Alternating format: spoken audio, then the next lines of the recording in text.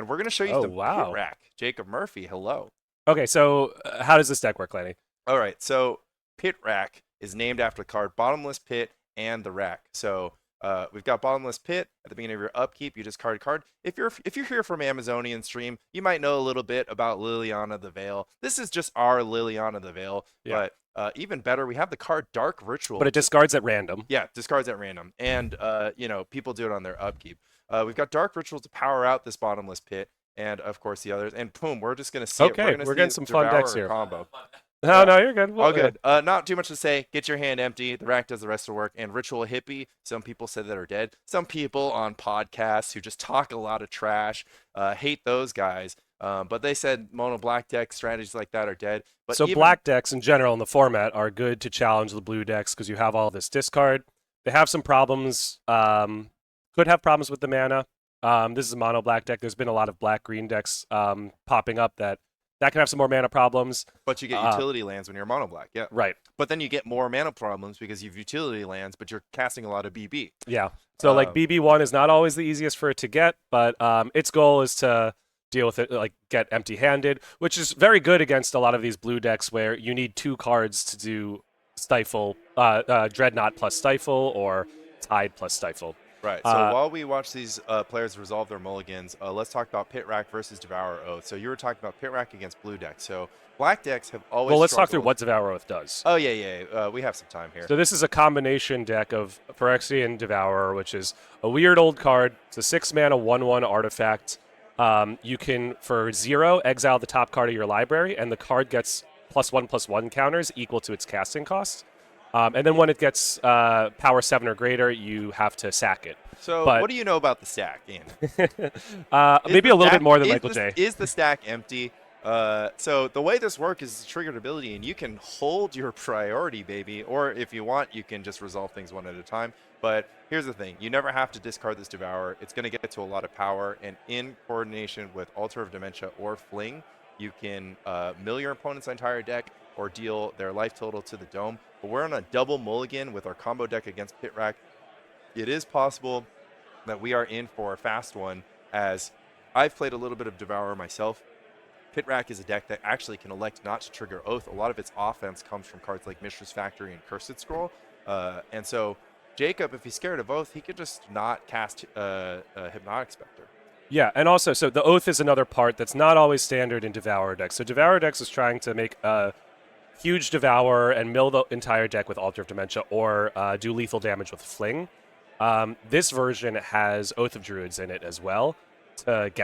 Oftentimes you'll see Tinker as the main way to get it, but this is running an Oath of Druids Gaia's Blessing package to be able to shuffle the deck back and get the Devourer. So typically better against creature decks.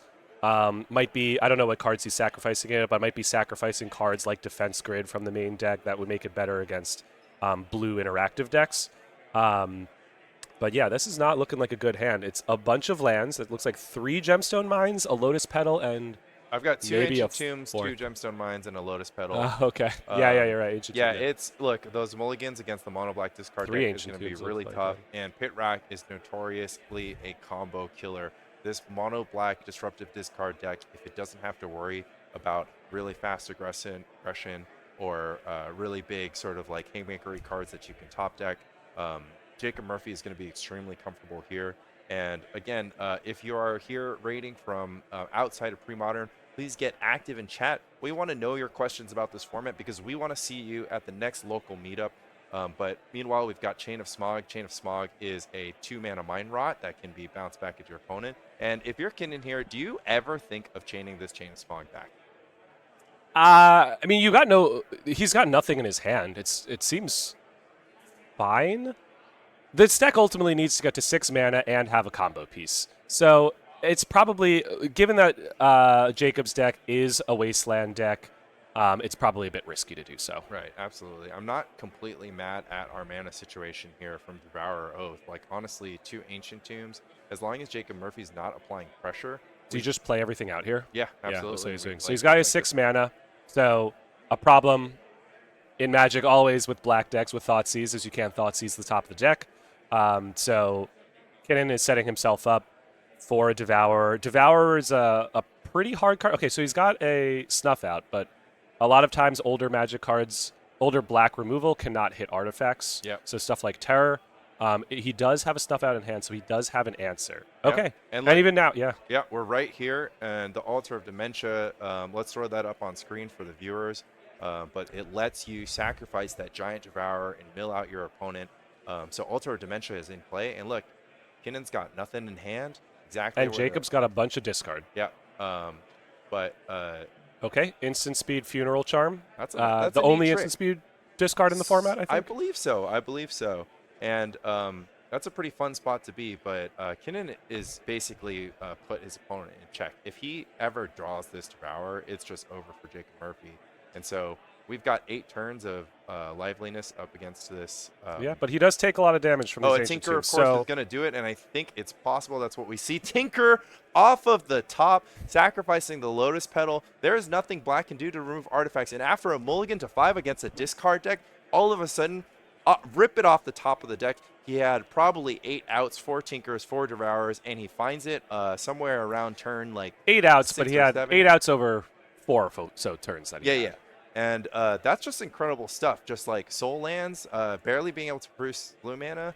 And the look on Jacob Murphy's face is of complete disbelief as he like stares down at a bunch of his black. And I mean, this is what you sign up for when you play a black discard deck, though. yeah. There's some things that your opponent can do to His you. hand's full of discard, Yeah.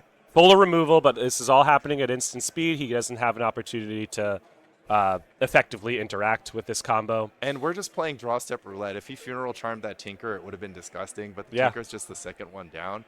And I just love Jacob Murphy being a good sport. You could kind of see him asking, is like, hey, is there anything I can do here? And Kinan's just like, no, you're dead. It's like, you can show me your deck if you want. Though if he just casts that Oath, that's also a problem. Like, it doesn't hit the factory, but black has no way to deal with enchantments in this format.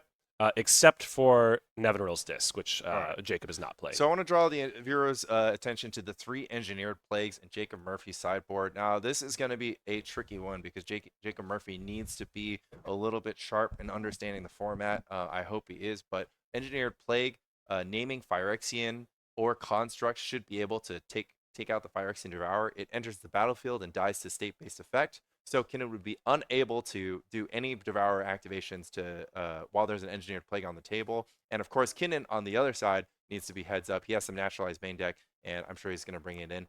I don't know Other how cards I to feel. bring in, I think Powder Keg. The Tinker deck plays a lot of artifacts. It is really good often to just get rid of some Mox Diamonds. He's playing a lot of Soul Lands, and he's playing multiple colors. So Mox Diamond is doing a lot of work to allow him to cast his spells, right? He's playing 4 different colors and leaning a lot on that Mox Diamond. Also, what else do we have here? It hits on 2. It can hit an altar or a defense grid that's already in play. So those are the types of things that I'd want in. What do you think Kinan should be bringing in here? Kinan is definitely going to have to get the read on those Engineered Plagues. If your opponent has black mana, you got to be ready for Engineered Plagues, so you're bringing in these Seal of Cleansings.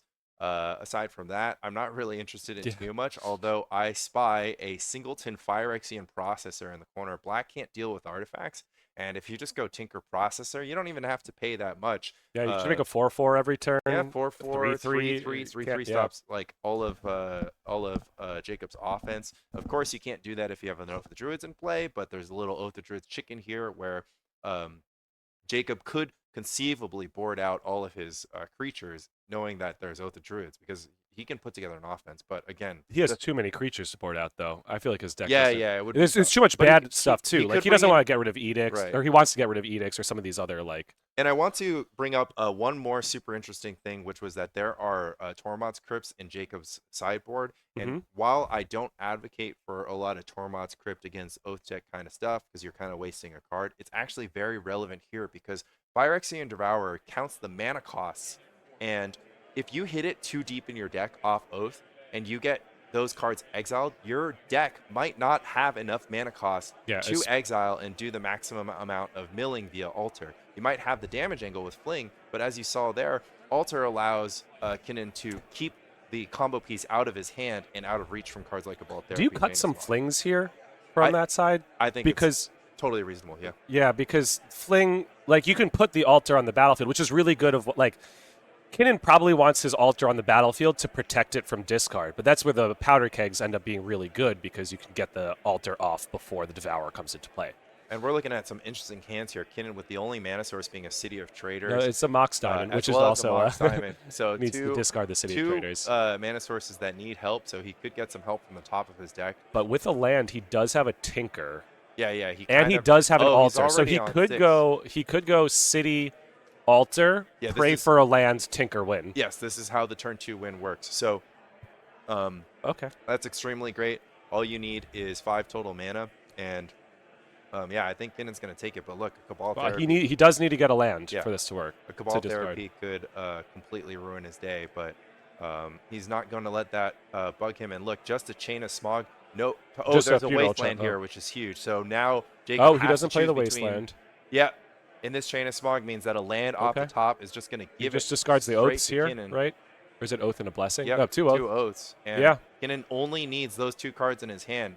Does he? There he goes. All right. That's just how you win Premodern. You just top deck the cards that you need. So he plays the Mox Diamond, sacrifice. Yeah. Jacob is in absolute disbelief. It's like, look, this is, you have it, and look, Kinan being absolutely disciplined here, mulliganing to 5 in game 1 and mulliganing to 6 in game 2, knowing that you're going to be forcing that hand disruption. That takes some skill. Like, sure, you got to get a little bit lucky to win with these combos. Did bring in the keg. Yeah. Oh, brought in some Withered Wretch. Withered Wretch to take care of that. But yeah, like, game 1, he's got 8 outs, and game 2, he did not bring in the plagues. It looks like. Oh, no plagues. All right, we'll see if a little coaching he died happens. before he was able to. He's showing the seal cleansing because he's like, hey, yeah, he put in a couple.